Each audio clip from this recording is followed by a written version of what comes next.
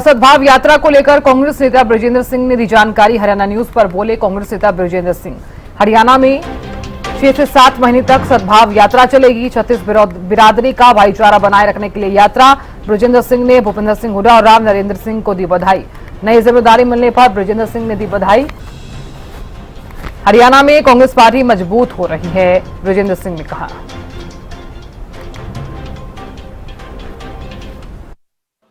इस वक्त कांग्रेस नेता बृजेंद्र सिंह हमारे साथ आज प्रेस कॉन्फ्रेंस की है सद्भाव यात्रा को लेकर। सर क्या कहेंगे, आज प्रेस कॉन्फ्रेंस भी रखी है सद्भाव यात्रा को लेकर, इस यात्रा के बारे में क्या कहना चाहेंगे सर? प्रदीप जी, सद्भाव यात्रा 5 अक्टूबर से दनौदा गांव है नरवाना असेंबली कॉन्स्टिट्यूंसी में, वहां से इसको शुरू करेंगे और ये हरियाणा के सभी 90 हल्के जो हैं, कॉन्स्टिट्यूंसीज जो हैं, 90 के 90 कॉन्स्टिट्यूंसी से होकर गुजरेगी। इसमें करीब 7 महीने का समय लग सकता है और 2600 से 2800 किलोमीटर इसमें इसका सफ़र होगा और पूरी यात्रा जो है वो पैदल यात्रा होगी। तो यात्रा का मुख्य उद्देश्य है, जो हमारी यात्रा का नाम ही सुझाता है, सद्भाव। सद्भाव को साधारण भाषा में यदि बोलें तो भाईचारा। तो हमारा जो छत्तीस बिरादरी का भाईचारा है वो बना रहे, वो मजबूत रहे। उसको राजनीतिक कारणों से जो उसके अंदर जो एक टकराव की स्थिति पैदा करने की कोशिश की जा रही है, वो स्थिति हम रोक पाएं, ये हमारा इसका मुख्य उद्देश्य है। और इसकी प्रेरणा सीधी सीधी राहुल गांधी जी की जो भारत जोड़ो यात्रा थी वो उससे है। इसके अलावा जो प्रदेश का जनसाधारण है और विशेष तौर पर कांग्रेस के जो नेता और कार्यकर्ता हैं, 2024 अक्टूबर के चुनाव के बाद से एक जो माहौल है प्रदेश में, उससे उबारा जा सके, वो भी इसका एक मुख्य उद्देश्य है। उसके अलावा जितने भी प्रदेश से संबंधित मुख्य मुद्दे हैं, विशेष तौर पे बेरोजगारी का मुद्दा है, युवाओं के मुद्दे हैं, छात्रों के मुद्दे हैं, महिलाओं के हैं, कानून व्यवस्था की जो स्थिति बन गई है वो हैं, SC OBC समाज के मुद्दे हैं, अग्निपथ स्कीम से जो एकदम से एक आप कह सकते हैं कि हमारे इतने हजारों हजार बच्चे जो देश को अपनी सेवा देने के लिए तत्पर रहते हैं, उनकी उस मंशा के ऊपर किस प्रकार से सरकार ने पानी फेरा है। तो अनेकों मुद्दे हैं। उसके साथ साथ आपका जो राष्ट्रीय मुद्दे हैं, और आज के दिन राष्ट्रीय मुद्दे से मेरा मतलब सीधा सीधा जो हमारी संवैधानिक व्यवस्था है, जो लोकतंत्र पर आधारित है, उसके ऊपर जिस प्रकार से कुठाराघात किया जा रहा है वोट चोरी के माध्यम से। सर किन किन नेताओं को बुलाया जाएगा इस सद्भावना में, किस किस को निमंत्रण, और खासतौर पर राहुल गांधी की अगर बात करें तो उनकी प्रेरित होकर उनसे आप ये यात्रा भी निकाल रहे हैं, तो क्या कहेंगे, उनको भी बुलाया जाएगा? और क्या ये कह सकते हैं औपचारिक रूप से पार्टी का निर्णय है, आपका निर्णय है ये यात्रा करना? मैंने इस यात्रा की औपचारिक घोषणा जो है वो राहुल गांधी जी की परमिशन लेने के बाद की थी 20 अगस्त को, सद्भावना दिवस, राजीव गांधी जी के जन्म दिवस पर। तो जितना भी शीर्ष नेतृत्व है पार्टी का, उन सब से मैंने बात की थी, उसके बाद ही इसकी औपचारिक घोषणा की थी।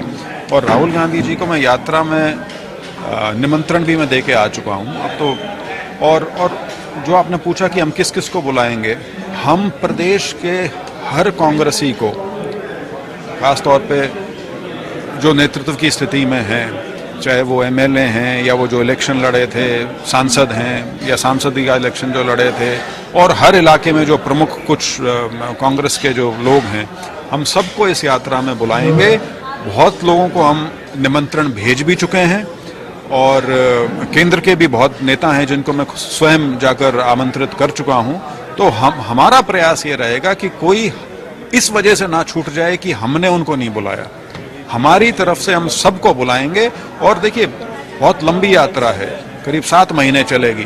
तो किस नेता को किस समय उनकी सुविधा अनुसार कहाँ ज्वाइन करने का समय मिले, वो उनके ऊपर है, लेकिन हमारी तरफ से निमंत्रण सबको गया। काफी समय, लंबे समय से इंतजार हो रहा था CLP लीडर का, और प्रदेश का चयन कर दिया है। इस फैसले को कैसे देखते हैं? सही किया गया है, निर्णय सही लिया गया है कांग्रेस पार्टी को? नहीं, मैं बिल्कुल पार्टी के निर्णय का स्वागत करता हूं। और हुड्डा जी तो पहले भी CLP लीडर थे, तो वो तो एक हिसाब से कंटिन्यूएशन है।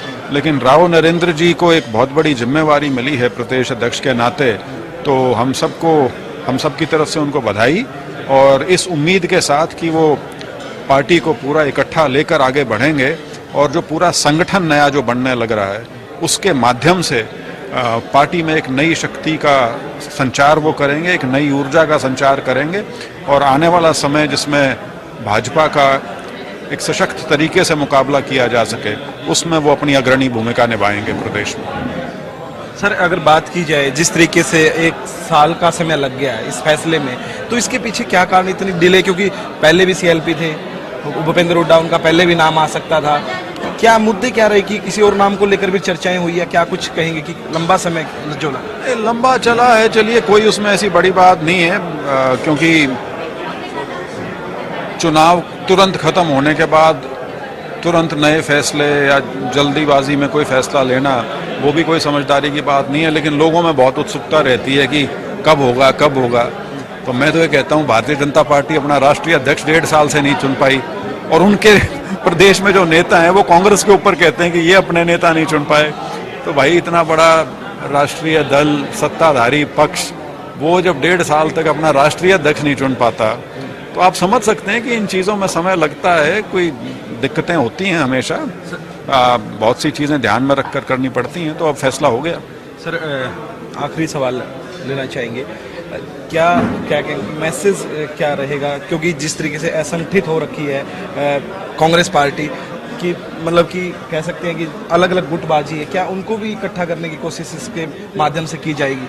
नहीं, अब तो आपका सवाल ही गलत हो गया ये, क्योंकि अब तो संगठन बनना शुरू हो गया कांग्रेस का। नहीं सर, गुटबाजी जो नजर आ रही है, जिला स्तर पे सभी जिला अध्यक्ष नियुक्त कर दिए गए हैं, सीएलपी लीडर और प्रदेश अध्यक्ष की भी अब नियुक्ति हो गई है।